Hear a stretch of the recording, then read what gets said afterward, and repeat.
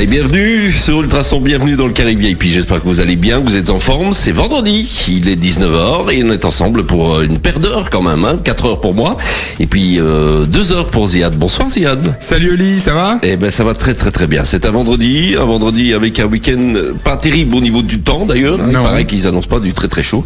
Mais bon voilà, ça ce sont des choses qui arrivent et on est encore en hiver jusqu'au 21. Donc oui, donc c'est normal. Et en plus il y aura plein de choses à faire à l'intérieur, etc. Donc ne vous inquiétez pas, malgré le temps, il y aura de quoi faire. Excellent. Donc bienvenue dans le Carré VIP. Jusque 20h, nous avons un invité de marque cette fois-ci, puisque nous allons recevoir Hervé Meillon, mais malheureusement il est un petit peu en retard. Alors il y a 10 minutes, il a dit qu'il faisait le maximum pour arriver dans les temps. Mais donc du coup, on va parler de quoi avec Hervé Meillon, Ziad? Alors on va revenir sans doute forcément un peu sur sa carrière, puisque c'est un animateur de RTL extrêmement connu. Alors j'allais dire pour une autre génération, mais même pour ceux de ma génération, il y en a beaucoup qui connaissent Hervé Meillon. Si vous êtes un assidu de RTL, que ce soit en radio ou RTL TVI en télévision, il a été dans de nombreuses émissions. Et donc on parlera forcément de cette carrière-là, mais aussi de son actualité, notamment de ses testicules. Et c'est pas facile en radio ça.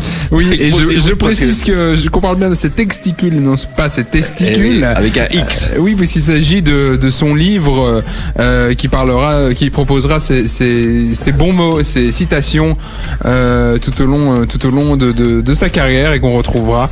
Et donc il nous expliquera évidemment tout ça très bientôt. Ouais, on fera le tour, on fera vraiment le tour. On parlera évidemment de tout ce qui s'est passé déjà pour lui depuis 2002, puisque depuis 2002 il n'est plus ni animateur sur RTL, ni sur Bel RTL, puisqu'il s'est passé un truc, on en parlera certainement. Et puis depuis lors, effectivement, il bouge beaucoup et la preuve c'est qu'il est avec nous, en tout cas jusque 20h. Bien, écoute, pour aller jusque là, Luan, j'espère qu'après Enrique Iglesias, on aura Hervé et on aura l'occasion de discuter avec lui. Bougez pas, restez avec nous. 105.8 depuis Nivelles, ultrason.be partout dans le monde. Le Carré VIP avec le soutien de l'espace Carpe Diem, votre centre bien-être et santé.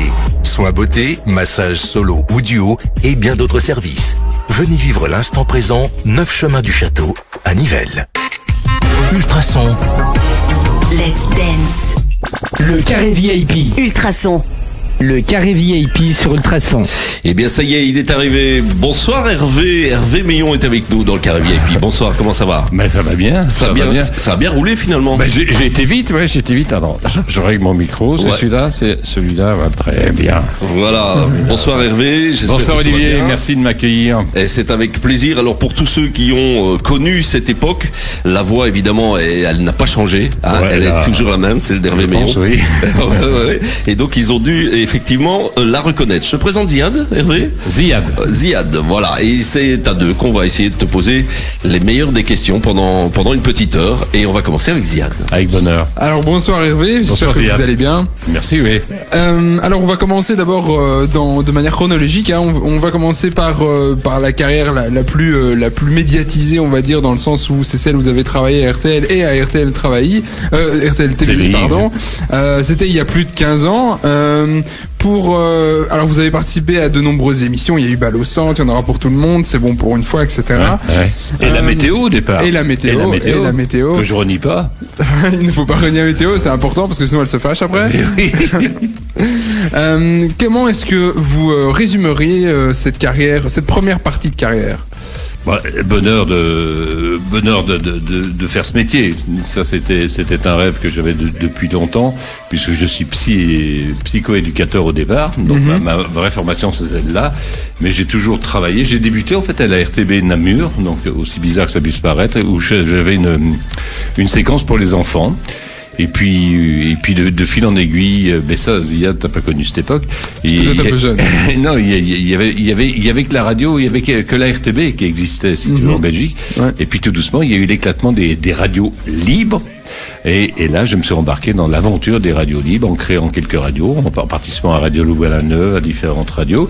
Et puis après, il y a eu l'aventure des radios privées, c'est-à-dire qu'on pouvait être payé pour faire de la radio, ce qui était extraordinaire. Alors, soit tu allais à l'RTB, soit tu allais sur des radios privées. Alors, à l'époque, il y avait les combats entre les deux. C'était, ça pétait des flammes. Alors, moi, j'ai créé une radio avec quelqu'un qui s'appelle Jean-Luc Godefroy, et puis avec d'autres personnes dont je parlerai tout à l'heure. Et on a créé une radio à Namur, puisque j'habitais Namur, qui s'est appelée FM Namur, et qui a été une des grosses radios de l'entité namuroise, qui était la première en audience. Et puis cette radio, puisqu'on avait la chance d'en vivre, puisqu'on était payé, il y avait des recettes publicitaires qui nous payaient. Je suis arrivé automatiquement on est arrivé à un summum de ce qu'on pouvait faire en radio à Namur. Et là, ça a intéressé les gros groupes. Et alors, il y a eu le groupe Rossel. Le groupe Rossel, c'est le journal Le Soir, c'est le journal La Meuse, la Nouvelle Gazette, tout ce Le Vlan, etc. Le Vlan, etc. Le groupe Rossel s'est intéressé aux radios et s'est dit, tiens, pourquoi on ne créerait pas des radios aussi associées à nos journaux? Alors, il y a eu la Nouvelle Gazette qui a créé sa radio, avec Radio Métropole à Charleroi. Et puis, ils ont voulu rassembler à un certain moment en disant, bon, il y a du profit à faire, parce que la publicité marchait bien. Ils ont voulu faire du profit, et ils ont rassemblé toutes les petites radios qui existaient à Charleroi, à Mons, à droite, à gauche, à Bruxelles, c'était FM Le Soir, etc. On a rassemblé tout ça autour d'un groupe qui s'appelait le groupe RFM. Et RFM, on m'a demandé de m'en occuper, la direction artistique, la direction des programmes.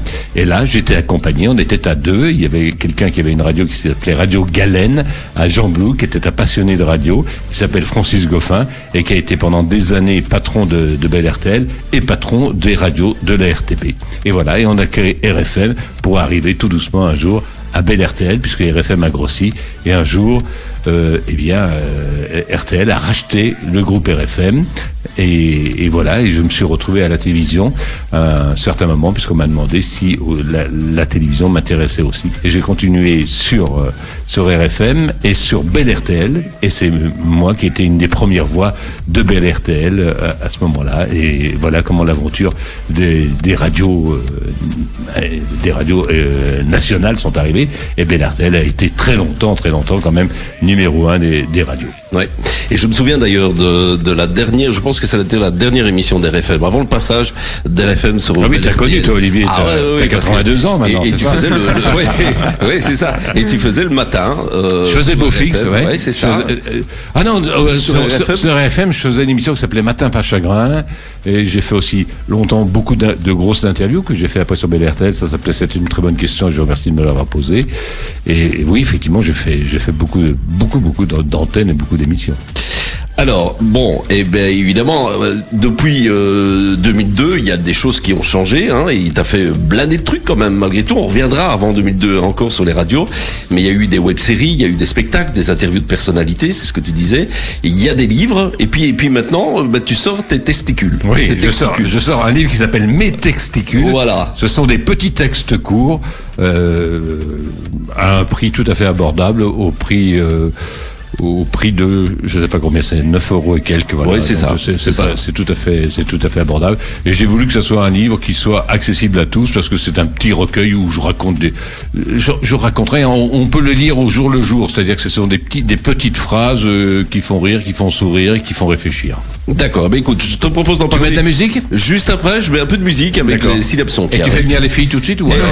Juste après aussi. D'accord. Mais ça, on n'est pas obligé de tout raconter, on le dira après s'il faut. Et puis on va repeindre, parce que ce sont des nouveaux studios. Oui, tout à fait. Merci Hervé, en tout cas, d'avoir accepté notre invitation. On se retrouve dans quelques instants. Juste avant, Synapson et puis Adèle. C'est ce qui arrive sur Ultrason. Le Carré VIP avec le soutien de l'espace Carpe Diem, votre centre bien-être et santé. Soins beauté, massage solo ou duo et bien d'autres services.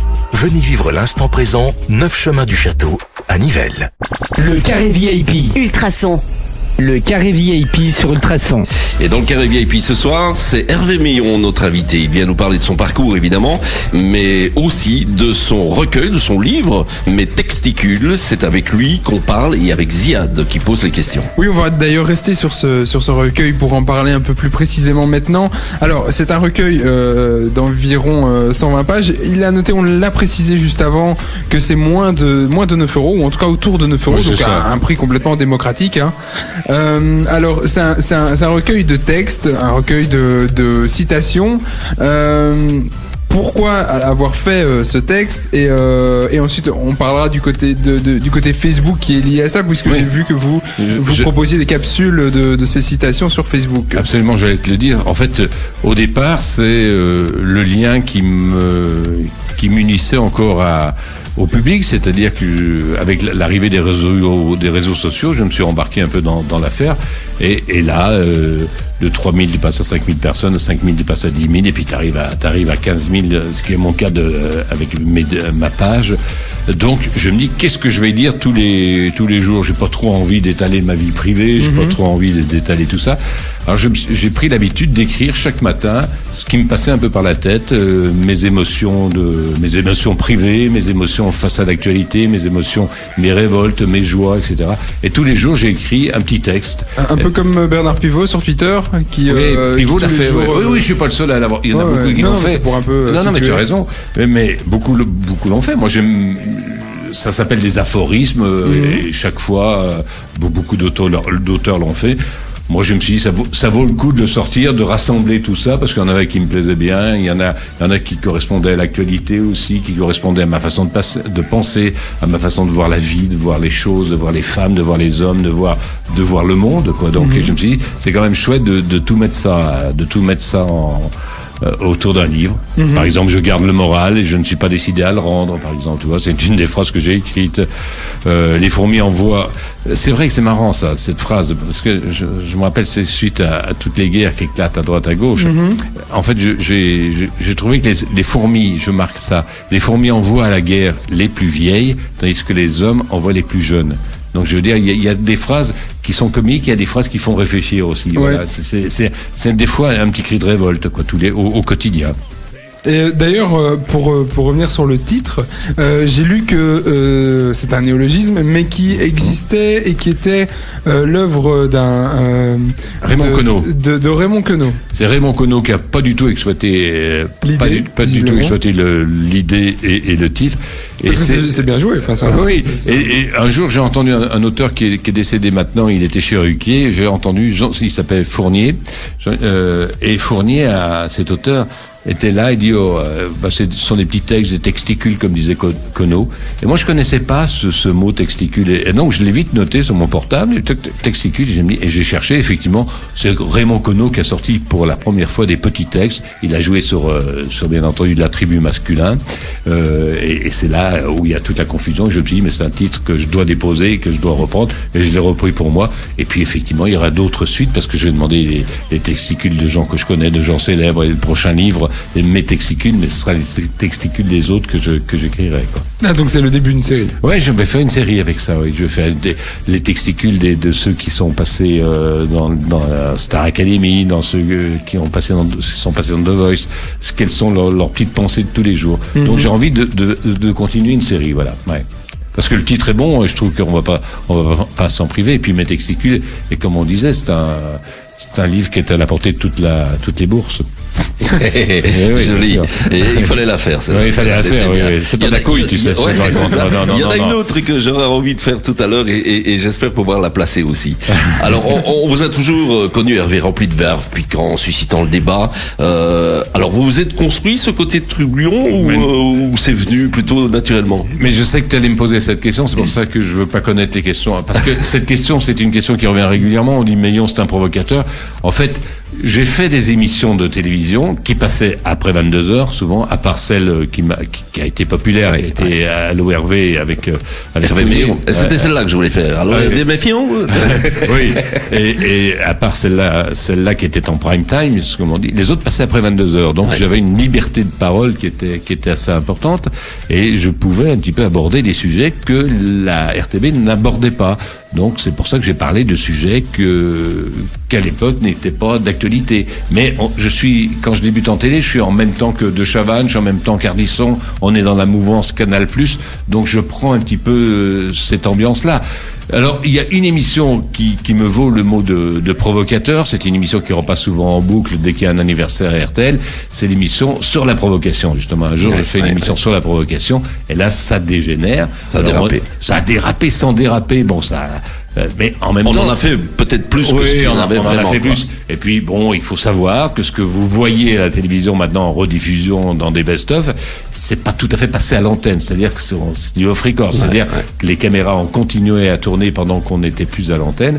Et là, ça a filmé. Alors, la bataille de tarte à la crème, elle est hors antenne. C'est-à-dire qu'on n'est pas en direct à l'antenne à ce moment-là. J'ai déjà rendu l'antenne à ce moment-là. Mais les caméras continuent à tourner. Ça s'est enregistré et on a pris ça pour de l'argent comptant, mais en fin de compte, c'est jamais passé à l'antenne. Il y a eu bien sûr des propos durs, mais puisque j'avais que des provocateurs dans l'émission. Donc quand tu fais une émission sur la provocation, tu vas pas parler tu vas pas parler du beau temps. Du beau temps, Par contre, ni du beau temps non plus. Ni du beau temps. C'était déjà peut-être en vue de quelque chose, parce que l'histoire d'Albert Coullier, finalement, on reprend maintenant un petit peu ça dans l'émission Le Grand Cactus sur la RTBF. C'est un peu le même principe. Absolument.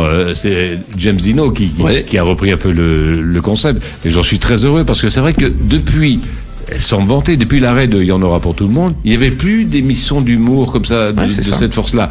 Et là, Jérôme de Warzé a créé le Cactus en radio, et puis après il l'a fait à la télévision, et je trouve que cette émission, ma foi, est d'une grande qualité. Elle est provocatrice aussi, quand même. Ils vont assez loin, ils vont même plus loin que ce que nous allions nous à l'époque. Et nous, c'était bon enfant, un petit peu ce que l'on faisait. Parce que là, Dino, qui a un talent fou d'ailleurs, et toute l'équipe du Grand Cactus, ils ont vraiment du bon, et c'est une émission qui va durer certainement très très longtemps si Jérôme tient le coup, parce que Jérôme a quand même pas mal de boulot. Au niveau du sondage, ils sont même la meilleure émission, je veux dire, familiale un peu, qui pour l'instant, quoi. Même devant des émissions de France 2. C'est sympa que vous en parliez, parce que c'est vraiment une émission que je salue. J'adore Jérôme aussi, j'adore James Dino, je l'ai présenté en spectacle souvent, je les connais, et c'est vraiment et puis il y a toute une nouvelle génération qui est là et qui y vont. Alors, effectivement, ils n'inventent rien, parce que quand je les écoute, des fois, je me dis, tiens, c'est des trucs qu'on avait sortis à droite, à gauche, que les Français aussi avaient sortis, mais on s'en fout finalement. L'important, c'est de rigoler, l'important, c'est de pas se prendre au sérieux. Je crois que dans l'émission, ils se prennent pas au sérieux, et c'est ça qui marche bien. Et nous, à l'époque aussi, Il y en aura pour tout le monde, avec Cougnier, il y avait la Mige. J'avais quand même un large panel de gens de droite, de gens d'extrême droite, pratiquement, parce que il y en avait qui avaient et puis j'avais des gens de gauche. Donc j'avais rassemblé un petit peu tous les univers de l'humour autour de moi, et j'avais en fait rien inventé, puisque le titre Il y en aura pour tout le monde, c'était en hommage à Coluche, qui avait une émission sur Europe 1 à l'époque qui s'appelait Il y en aura pour tout le monde, qui a pas duré longtemps à la radio. Et puis en hommage à Coluche, j'ai pris le titre Il y en aura pour tout le monde, et puis j'ai créé en fait quoi, j'ai rien inventé, j'ai rien créé, j'ai rassemblé à côté de moi une rédaction du rire qui ressemblait étrangement à la lorgnette ou au petit rapporteur pour les plus anciens de Jacques Martin. Merci Hervé, on se retrouve dans quelques instants, puisque ça parle bien, et puis on sent la passion, évidemment. C'est sûr que si tu me parles, je parle. Hein. Ah, ça c'est excellent. On adore ça. Je vais pas me taire en plus, venir ici faire des kilomètres sur terre, dit. Quoi de plus certain que le pire, dit ça. Tout à fait, Maître Gims et Super Sacco. Mais Maître Gims, il habite Marrakech, tiens, maintenant. C'est vrai? Ouais, je le vois souvent. Eh ben ça marche. Parce que j'habite Marrakech, je vous raconte un petit peu.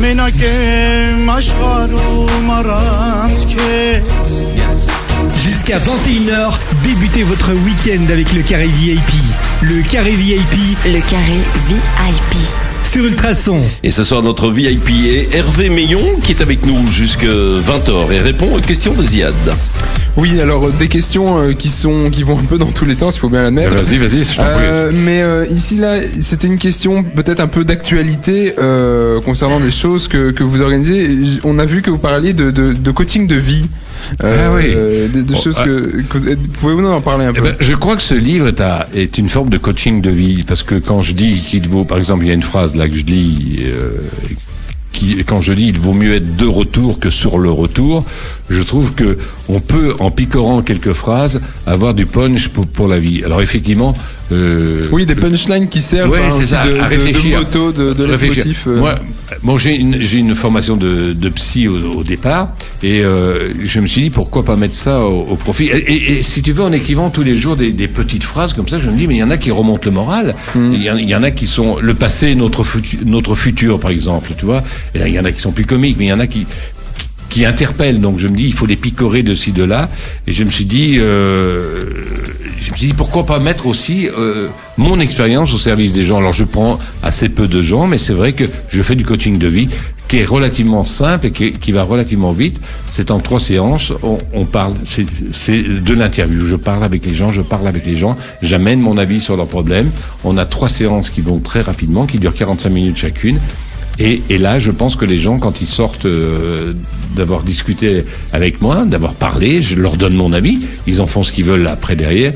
Mais je pense que je donne un coup de main. Comme ce livre, j'estime que ça donne un coup de main. Comme j'estime que certaines de mes émissions de radio et de télé ont donné un coup de main quand on faisait des émissions sur la sexualité. Il n'y avait pas encore Internet, il n'y avait pas encore tout ça.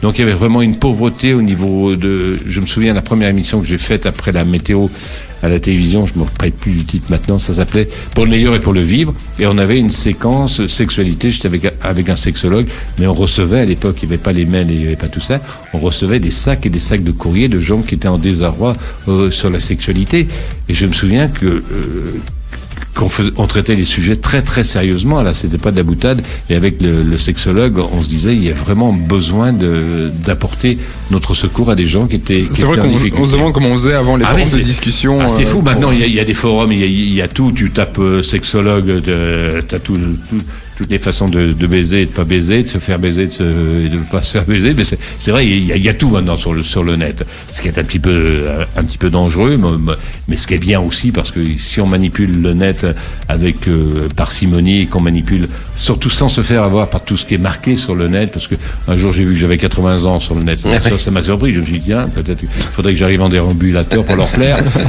Mais donc il y a des choses qui sont pas vérifiées. Là, je fais en ce moment aussi un livre sur Jacques Brel et le Maroc, puisque j'ai une relation d'amour avec le Maroc, mais tout ce qui est marqué sur Jacques Brel et le Maroc, c'est faux. Ce qui est marqué. Moi, j'ai enquêté, j'ai travaillé. Donc, je veux dire, il faut pas prendre ce que je veux dire par là. Il faut pas prendre argent comptant tout ce qui est marqué sur le net. Mais ça, je fais qu'enfoncer des portes. Il faut savoir lire, écouter et rechercher. Ouais, absolument. Tu as raison.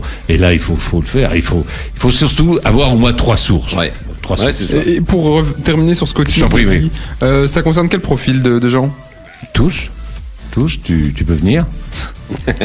tu peux venir. Ouais, mais il faut venir avec un problème. Il faut avoir un souci quand même. Il faut se dire. Mais oui, non, je parle aussi bien de la vie privée des gens. S'il y a une rupture, bon, j'en ai vécu assez dans ma vie pour savoir comment il faut réagir et comment il faut traiter une rupture et être bien par rapport à la rupture. Là, c'est plus l'expérience que le psychologue. Mais je pense que je fais profiter surtout de mon expérience professionnelle aussi, parce que faut pas oublier, on parle d'RTL avec amour, mais que quand même j'ai été viré d'RTL quand même. Il faut pas l'oublier, ça n'a pas été très très chouette, et j'avais pas le salaire que ceux qui se font virer en ce moment ont. Donc il a fallu repartir. J'avais une déception amoureuse à ce moment-là, et j'ai cumulé les deux choses. Donc il fallait repartir, il faut repartir. Et en fait c'est ça le coaching que je fais, c'est je veux dire, il faut pas s'arrêter, il faut continuer, il faut repartir, il faut se battre, il faut y aller. il faut se mettre la tête dans le guidon. D'autant plus quand on est connu, c'est encore plus dur, Ouais. parce qu'on a le regard des autres qui est beaucoup, qui est différent encore. Et puis tu vieillis. Ah Moi, je sais pas si tu m'aurais vu dans la rue, si tu m'aurais reconnu, peut-être pas, tu vois. Donc effectivement, quelques personnes me reconnaissent encore, mais physiquement j'ai changé. Donc il faut assumer aussi, assumer son âge, assumer son ombre, je dis. Mais le ombre, je l'écris avec N, tu vois, le nombre, le chiffre des nombre. années, tu vois. Alors Hervé, sous le bloc, hein, j'ai trouvé une de vos pensées. Alors Oui. il dit ceci: dans ma vie, rien n'a jamais été acquis. Tout bascule, tout valse, mais je refuse à baisser les bras. On ne peut pas être heureux tout le temps. Je Non. suis le trublion de ma propre existence. Soyons heureux.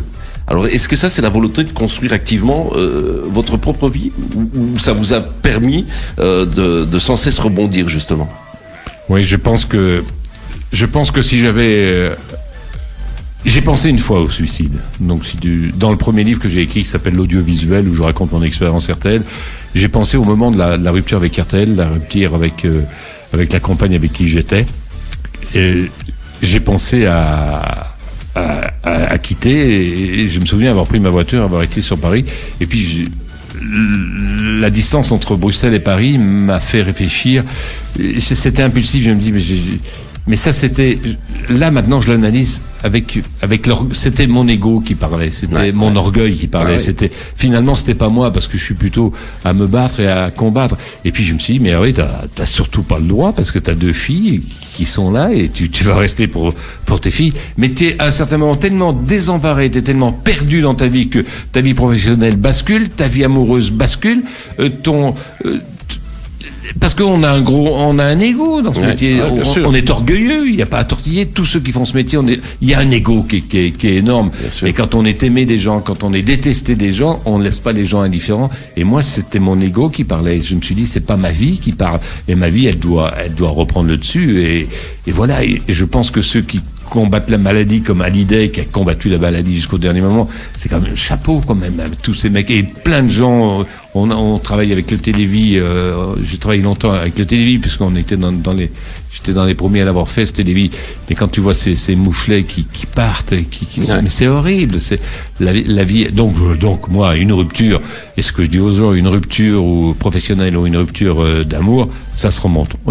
Il faut y aller. C'est difficile parce que le monde n'est pas très très positif.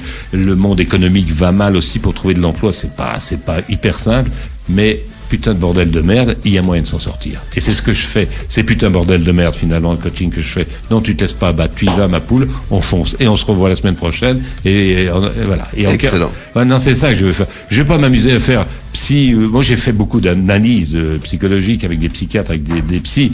Mais tu te fais chier au bout d'un moment avec eux, parce qu'ils te parlent pas.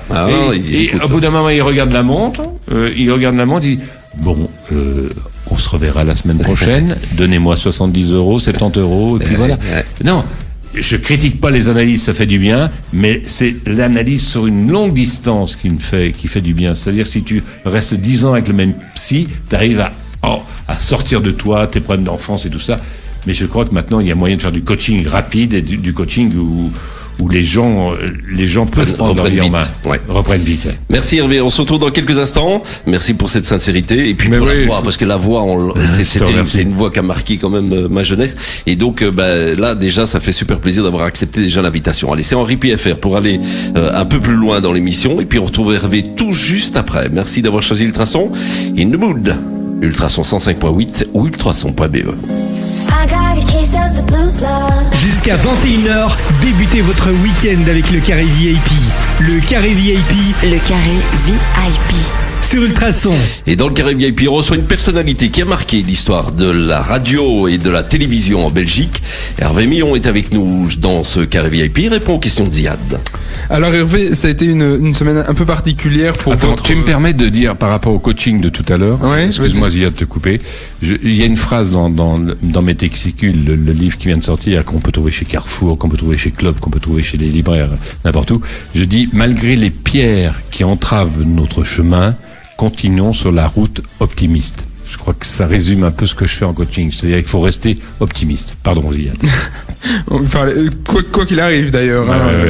C'est en effet toujours une très bonne citation à replacer. Donc toute autre chose. Concernant RTL, c'était une semaine un peu particulière pour votre ancienne maison. Une relation que, bon, même si ça, comme vous l'avez dit, ça s'est terminé assez mal, visiblement vous en gardez toujours une relation particulièrement affectueuse de ce moment de votre vie. Il y a eu donc, pour ceux qui n'auraient pas suivi, il y a eu tout un plan de licenciement qui s'est concrétisé cette semaine avec un nombre de licenciements assez important pour cette maison qui doit donc revoir sa manière de penser et faire de l'audiovisuel autrement.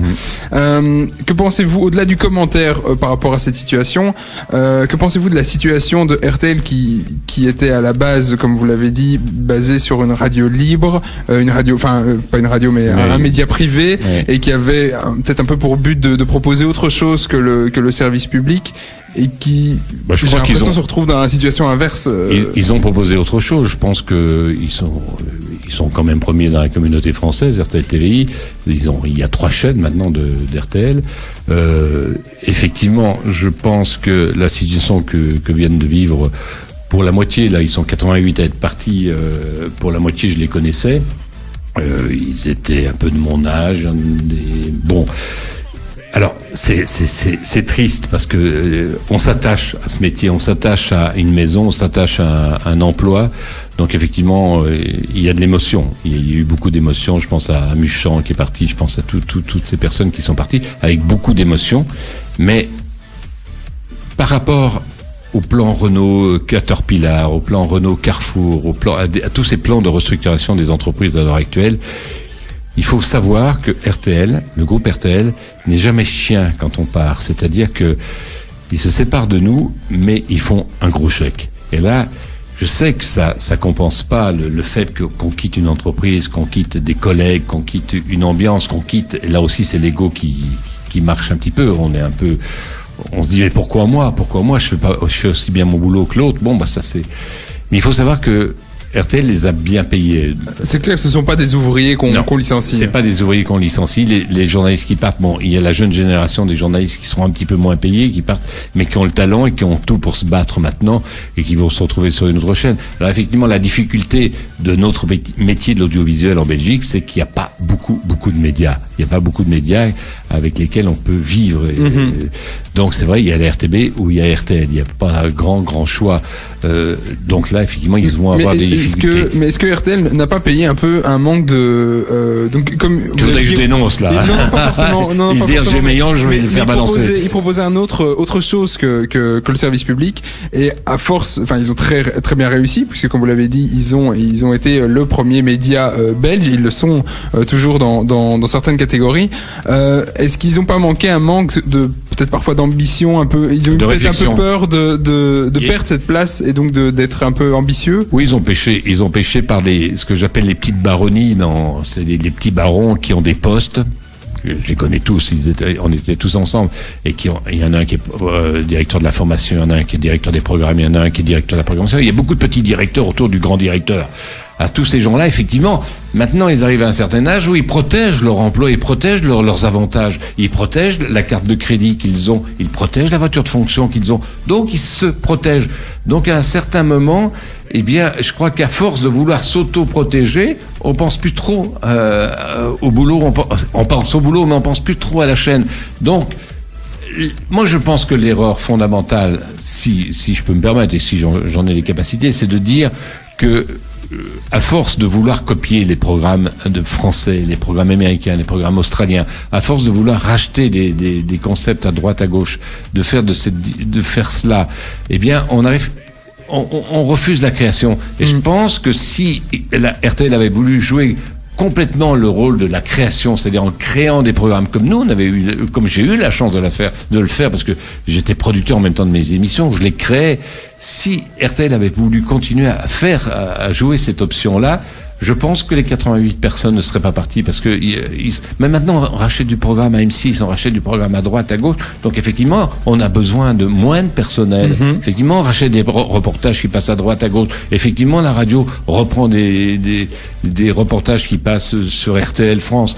Donc effectivement, on a besoin de moins de personnes. Donc le patron de l'usine, il a raison quelque part. Il se dit bon, les chiffres, mais ça me coûte trop cher par rapport.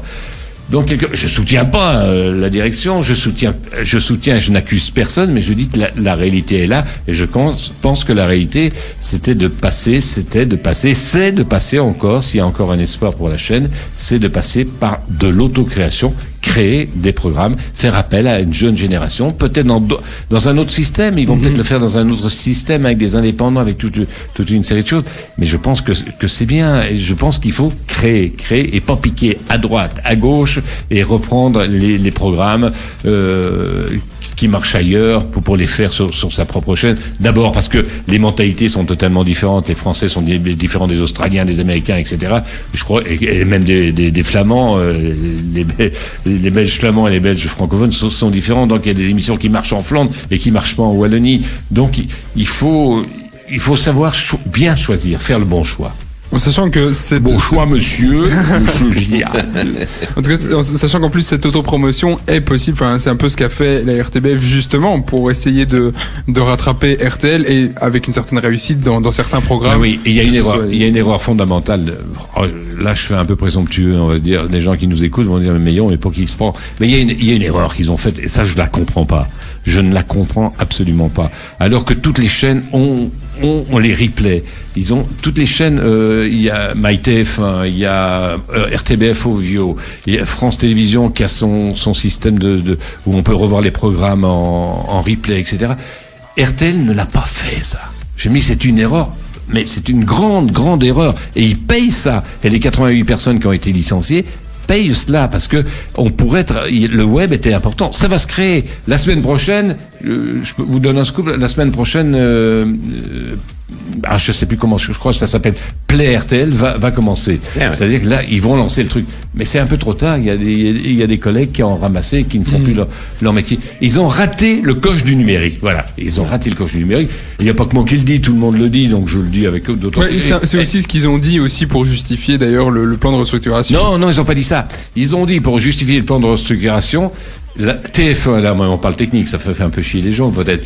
TF1 arrivant sur le marché publicitaire en Belgique, ça va bouffer des entrées publicitaires à la chaîne, donc on pourra plus payer tout le monde. Ce qui est totalement faux, on le voit bien, les Suisses, TF1 vendent la publicité en Suisse, et ça n'a pas enlevé des gros chiffres à la chaîne publique et aux chaînes privées. Ça s'ajoute simplement. Ouais, ça s'ajoute. Donc ils ont donné ça comme motif. Je trouve la presse écrite qui interviewait de l'usine bien gentil de pas lui avoir vraiment posé des questions et de pas être au fait vraiment de l'actualité de la télévision. Alors Hervé, juste un petit message quand même sur Facebook de Fred Legros. J'ai pas changé, moi, quand je parle, il faut toujours changer. C'est très bien, et qui dit un monument de la radio, monsieur Meillon. Qui dit ça Fred Legros, sur le post qu'on a mis avec, je trouve aussi. Voilà. Alors, merci, monsieur Legros. Et une de vos pensées. Je reviens encore avec les pensées, moi j'aime bien ça. C'est toujours la file la plus courte qui va le moins vite. Alors Hervé Meillon, quelle file voulez-vous emprunter dans les prochaines années? Oui, c'est vrai, tu as raison. C'est la file du mec qui veut pas. Ouais, il y a un concept qui m'embête dans la vie, qui m'emmerde dans la vie, c'est le concept de la fin, de la mort.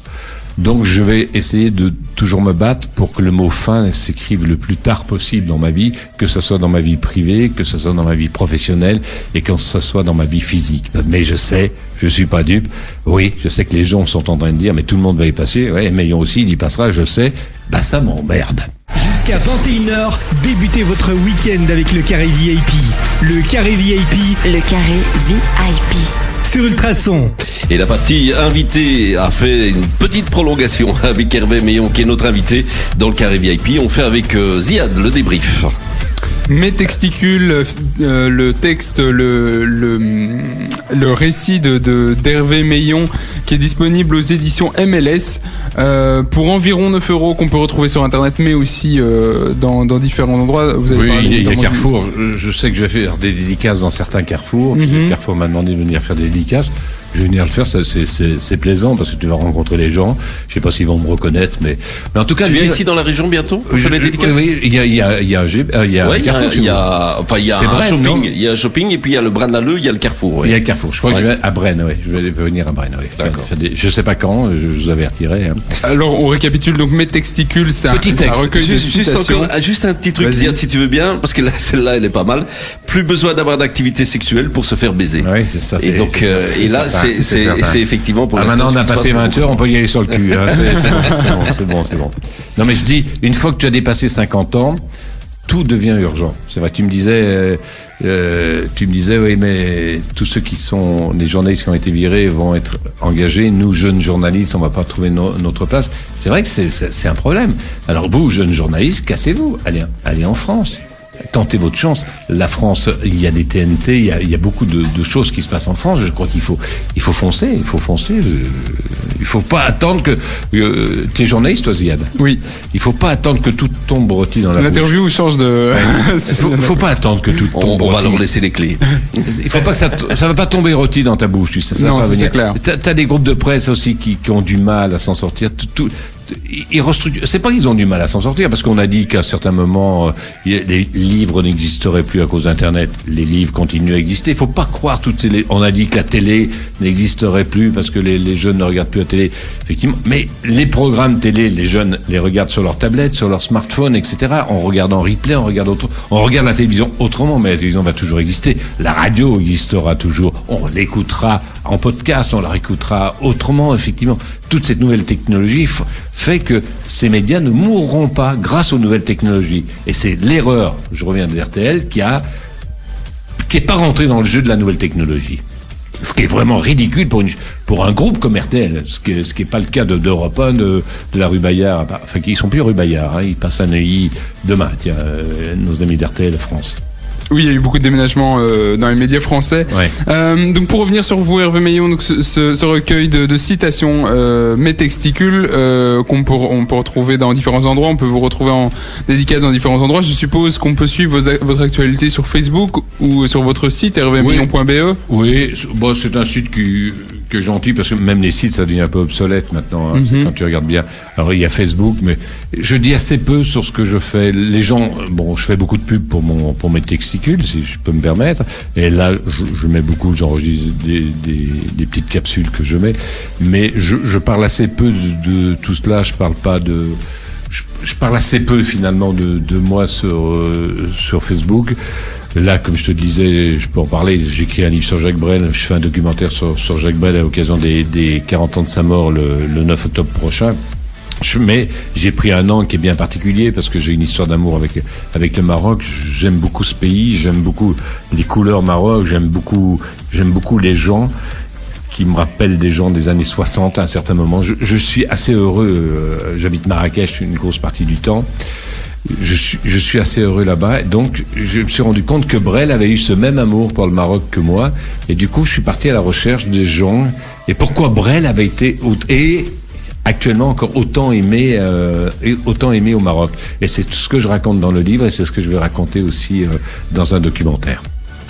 Ça c'est l'une de vos activités, peut-être la principale. En ce moment, j'en sors. Tu vois, je viens d'écrire. Ouais. C'est un gros boulot parce que tu dois pas dire des conneries. Tu dois enquêter, voir si ce que tu dis est réel. Surtout sur Jacques Brel. Sur Jacques Brel, il faut quand même faire très attention. C'est un de mes gros boulots en ce moment. Plus le tournage d'une capsule pour une chaîne de télévision sur Jacques Brel aussi, etc. Donc j'ai pas mal d'activités. Vous êtes un homme occupé. Ouais, et puis j'en suis heureux, mais je prends du bon temps à Marrakech. J'y suis bien parce que j'ai mon bureau là-bas aussi. Je peux aussi, avec les moyens maintenant que l'on a, Skype et autres, et WhatsApp et autres, on peut travailler de n'importe où. Mais il y a un truc que je veux vous raconter pour qu'on se sépare, que j'adore parce que on en parle souvent quand on se voit. C'est avec Jamel Debbouze. Je fais Il y en aura pour tout le monde. Je vous raconte une anecdote. Je fais Il y en aura pour tout le monde et On fait des auditions l'après-midi, avant les enregistrements. On fait des auditions des artistes qui pourraient passer dans l'émission, des jeunes humoristes, des nouveaux humoristes, etc., etc.